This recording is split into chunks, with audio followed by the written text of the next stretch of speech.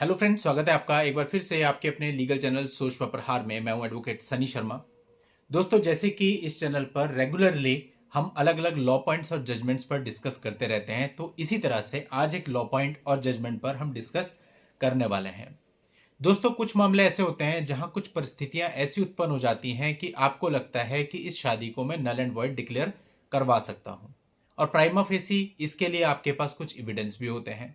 जैसे कि एक छोटा सा उदाहरण मैं आपको बताता हूं कि शादी के बाद आपको यह पता चलता है कि आपकी जो वाइफ है या आपका जो हस्बैंड है वो पहले से शादीशुदा था और उसके कुछ प्रूफ आपके हाथ में लग जाते हैं।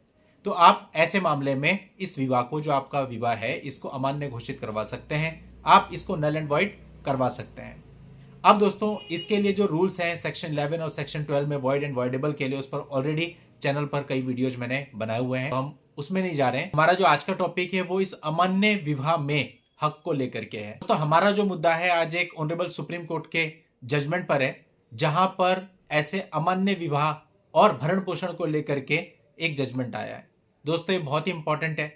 अब दोस्तों, सबसे पहली बात आती है कि आपके हाथ में ऐसा कोई एविडेंस है, जैसे कि नॉन कंज्यूमेशन के बेस पे भी कई लोग जाते हैं, कई लोग बाइगेमी के आधार पे जाते हैं, कई लोग फ्रॉड के आधार पे जाते हैं कि भाई हमारा जो विवाह है इसको अमान्य घोषित कर दिया जाए। अब आप इसको फाइल कब कर सकते हो? विवाह के 1 साल के अंदर अंदर, या जब आपको उस पर्टिकुलर फ्रॉड का पता चल रहा है उस पर्टिकुलर तारीख से 1 साल के अंदर अंदर। ठीक। अब फ्रॉड ऐसा भी हो सकता है कि कोई बीमारी छुपा ली गई हो या किसी और चीज को छुपा करके विवाह करा दिया गया हो, लेकिन इसका आपके पास सॉलिड एविडेंस होना चाहिए, खाली आपके कहने से काम नहीं चलेगा। तो ऐसी परिस्थितियों में आप अपने विवाह को अमान्य घोषित करवा सकते हो। अब एक मामला मेरे पास आया था दिल्ली का, जिसके अंदर क्या था, इसी प्रकार की कुछ परिस्थितियां थी। पति को कुछ समय के बाद शादी के पता चला कि पत्नी का पहले विवाह हो चुका है और उससे एक बच्चा भी है, और उसके कुछ फोटोग्राफ्स, कुछ फेसबुक पोस्ट, ये सब चीजें हमारे हाथ में लग गई। अब उसका ये कहना था, सर ये तो प्राइमा फेसी है कि भाई ये विवाह तो अमान्य ही है, तो ऐसे में मेरा मेंटेनेंस नहीं लगना चाहिए। अब दोस्तों, इस मामले में लड़की ने इंट्री मेंटेनेंस की एक एप्लीकेशन लगाई थी। तो जब हम लोगों ने ये बात कोर्ट को बताई तो कोर्ट ने कहा भाई ये तो विचारण का विषय है, इसको तो बाद में देखेंगे, इंट्री मेंटेनेंस लगा दिया।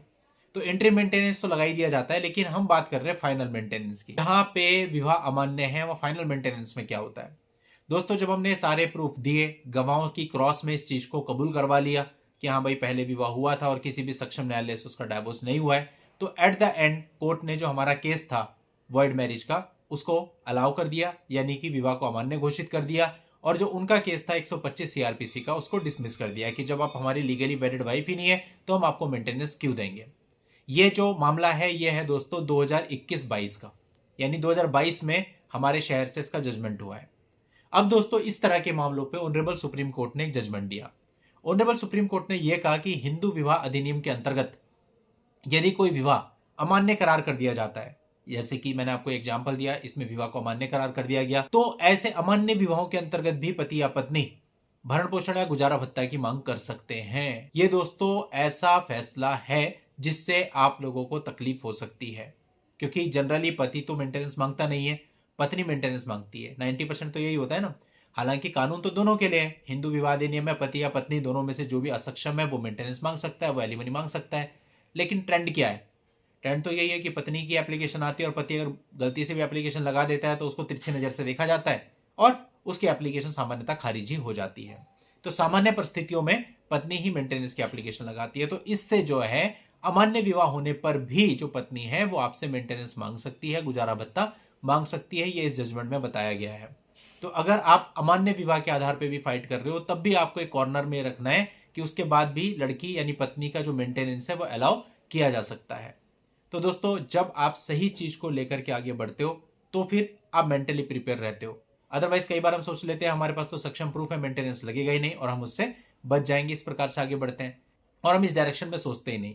लेकिन अगर इस प्रकार के जजमेंट हैं तो थोड़ा सा आपको इस विषय में सोचना चाहिए और अपने आप को इस चीज के लिए भी मेंटली प्रिपेयर रखना चाहिए। दोस्तों, इस आर्टिकल का लिंक मैं आपको इस वीडियो के नीचे डिस्क्रिप्शन में दे दूंगा, वहां जाके आप इस पूरे मामले को पढ़ सकते हैं। आज की इस वीडियो में इतना ही। नेक्स्ट वीडियो में नई जानकारी के साथ मैं आपसे फिर मिलता हूं। तब तक के लिए good bye and thank you for watching. Take care.